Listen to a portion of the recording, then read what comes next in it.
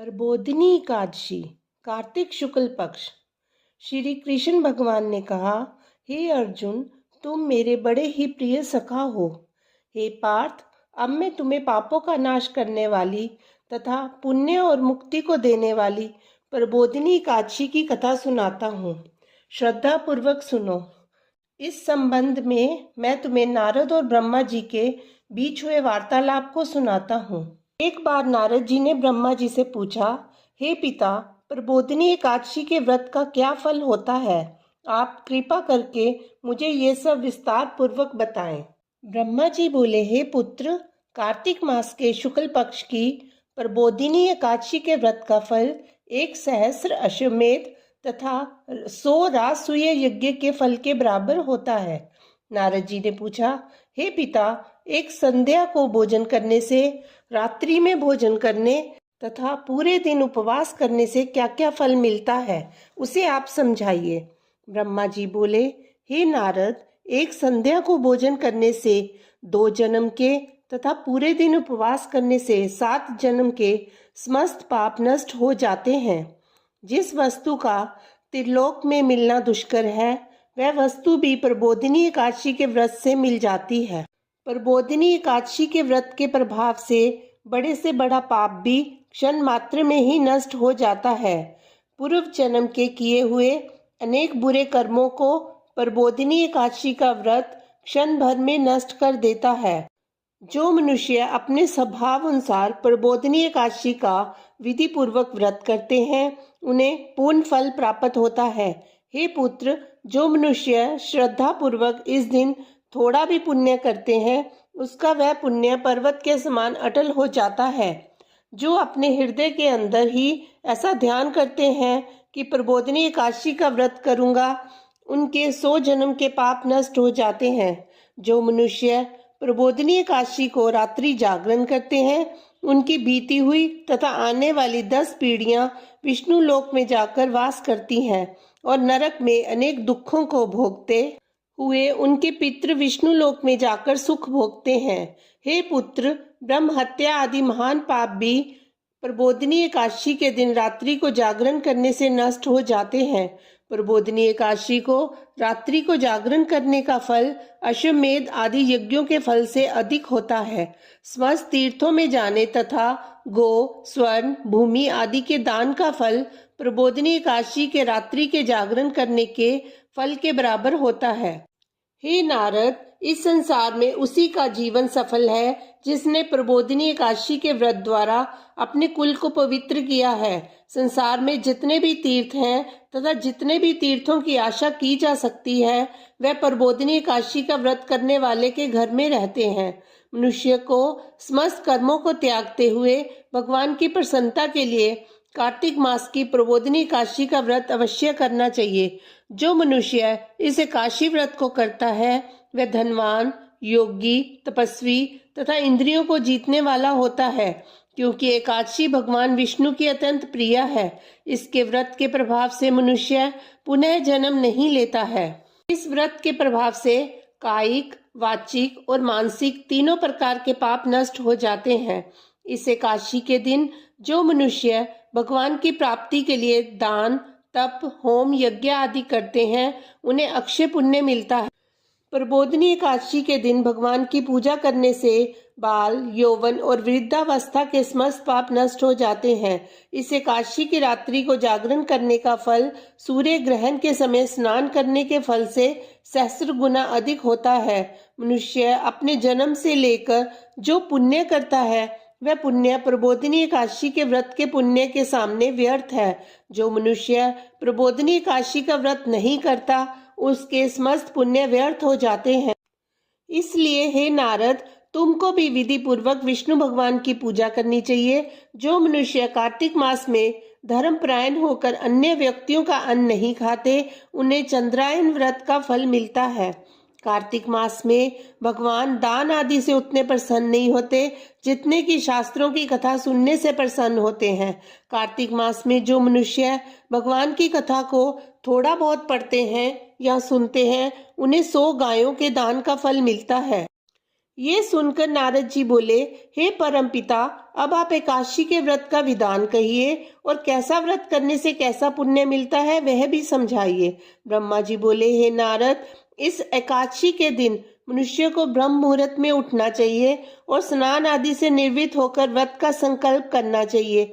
उस समय भगवान से विनय करनी चाहिए कि हे भगवान, आज मैं निराहार रहूंगा और दूसरे दिन भोजन करूंगा, इसलिए आप मेरी रक्षा करें।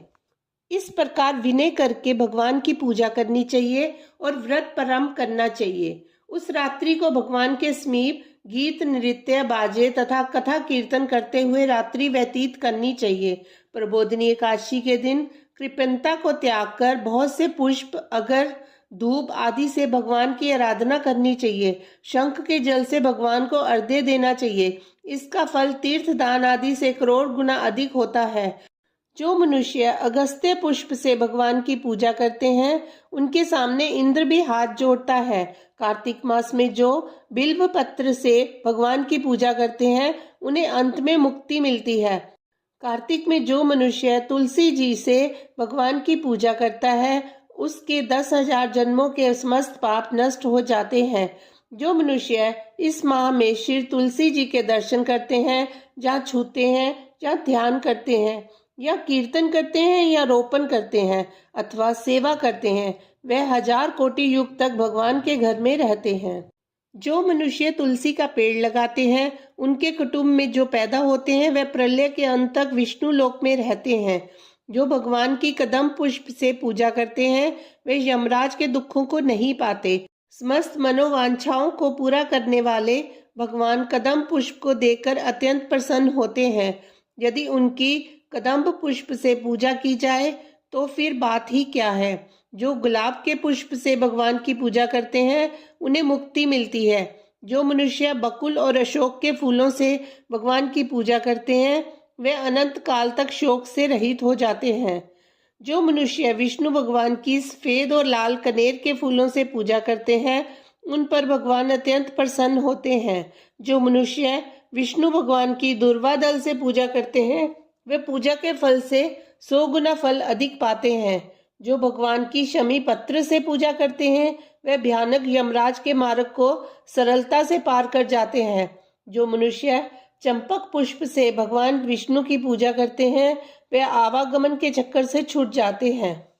जो मनुष्य स्वर्ण का बना हुआ केतकी पुष्प भगवान पर चढ़ाते हैं, उनके करोड़ों जन्म के पाप नष्ट हो जाते हैं। जो पीले और रक्त वर्ण कमल के सुगंधित फूलों से भगवान की पूजा करते हैं, उन्हें श्वेत दीप में स्थान मिलता है। इस प्रकार रात्रि में भगवान की पूजा करके प्रातःकाल शुद्ध जल की नदी में स्नान करना चाहिए। स्नान करने के पश्चात भगवान की प्रार्थना करते हुए घर आकर भगवान की पूजा करनी चाहिए। इसके बाद ब्राह्मणों को भोजन कराना चाहिए और दक्षिणा देकर सम्मान सहित उनको विदा करना चाहिए। इसके उपरांत गुरु की पूजा करनी चाहिए और ब्राह्मणों को दक्षिणा देकर नियम को छोड़ना चाहिए। जो मनुष्य रात्रि स्नान करते हैं, उन्हें दही और शहद दान करना चाहिए। जो मनुष्य फल की आशा करते हैं, उन्हें फल दान करना चाहिए। तेल की जगह घी और घी की जगह दूध और अन्नों में चावल दान करना चाहिए। जो मनुष्य इस व्रत में भूमि शयन करते हैं, उन्हें सब वस्तुओं सहित शैया दान करना चाहिए। जो मौन दान करते हैं, उन्हें स्वर्ण सहित तिल दान करना चाहिए।